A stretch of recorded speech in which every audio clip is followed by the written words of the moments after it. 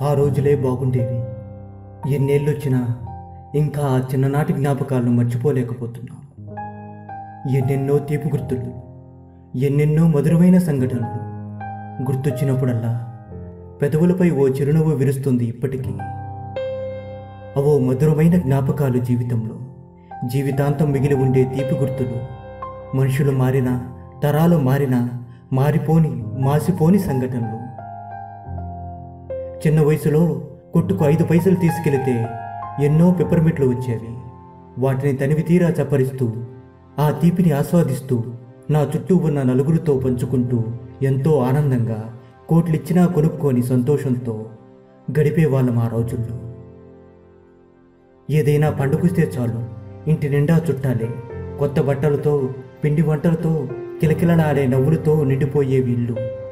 ఇంట్లో చేసిన తినుబండారాలు అందరికీ పిలిచి పంచిన ఆ రోజులు ఇంకా జ్ఞాపకమున్నాయి.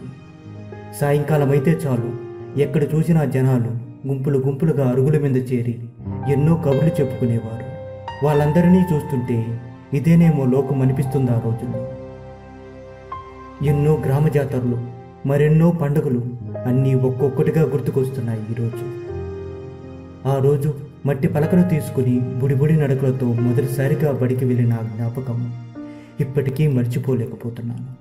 బళ్ళో పాఠాలు చెబుతుంటే, పాటలు పాడిస్తుంటే ఆనందంతో వేసిన గంతులు ఇంకా గుర్తుకొస్తున్నాయి.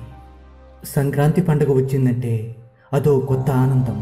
గంగిరెద్దుల హడావిడి, హరిదాసుల సంకీర్తనలు, గొబ్బెమ్మల సందడి అంతా ఇంతా కాదు. ఒక భోగి కోసం చేసే ఏర్పాట్లు అంతా ఇంతా కాదు. ఎటు చూసినా పండగే, ప్రతిరోజు పండగే. ఆ రోజుల్లో ఊళ్ళో ఎవరిని చూసినా ప్రేమగా పలకరింపులే. ఏ ఇంటికి వెళ్ళినా కాదనకుండా లేదనకుండా ఏదో ఒకటి చేతిలో పెట్టి పంపించే అనుబంధాలు. ఎవరికి ఏ చిన్న కష్టం వచ్చినా ఎంతో విలవిలలాడే మనుషులు, మనస్తత్వాలు ఇంకా మర్చిపోలేకపోతున్నారు. మనుషులు పోయారు, వారి జ్ఞాపకాలు మాత్రమే మిగిలి ఉన్నాయి. బడికి సెలవులిస్తే చాలు కాలవ గట్లు, చెరుకు పొలాలెంబడి సాయంత్రం అలసిపోయేదాకా తిరిగిన రోజులు ఇంకా గుర్తొస్తున్నాయి.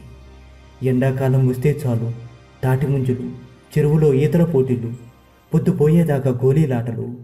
ఎంతో ఆడి అలసిపోయి వస్తే చక్కగా స్నానం చేయించి ఎన్నో రుచులతో గారాబంగా వడ్డించే అమ్మ చేతి వంటలు. నిద్రపోయే వేళలో బామ్మ చెప్పిన కమ్మని కబుర్లు మర్చిపోగలమా? మామిడి తోటల్లో, జామ తోటల్లో చిన్ని చిన్ని దొంగతనాలు, నాన్నబెట్టిన చివాట్లు, అమ్మ బుజ్జగింపులు అసలే మర్చిపోగలమా? బాగా గుర్తు, మొదటిసారి రేడియో కొన్నప్పుడు అమ్మ దానికి టెంకాయ కొట్టి పూజ చేసిన రోజులు. అందరూ అందులో వచ్చే కార్యక్రమాలు వినడం కోసం మా ఇంటికి వచ్చిన రోజులు ఇప్పటికీ మర్చిపోగలమా? ఆ జ్ఞాపకాలని మొదటిసారి టీవీ కొన్నప్పుడు ఏదో సాధించానన్న నాన్న కళ్ళల్లో గర్వం ఇప్పటికీ గుర్తుంది. అందులో ఆదివారం వచ్చే సినిమా కోసం ఇల్లు కిటకిటలాడిన ఆ రోజులు. జీవన అంటూ వచ్చే ఋతురాగాల సీరియల్ పాట ఇప్పటికీ గుర్తున్నాయి. ఆ రోజులు ఎప్పటికీ మర్చిపోలేము.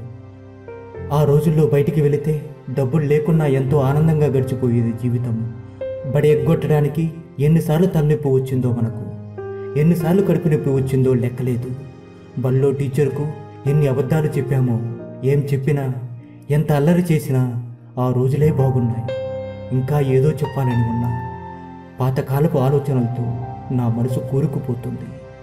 ఈ రోజుల్ని తలుచుకుంటే దుఃఖంతో నా గొంతు పూడుకుపోతుంది.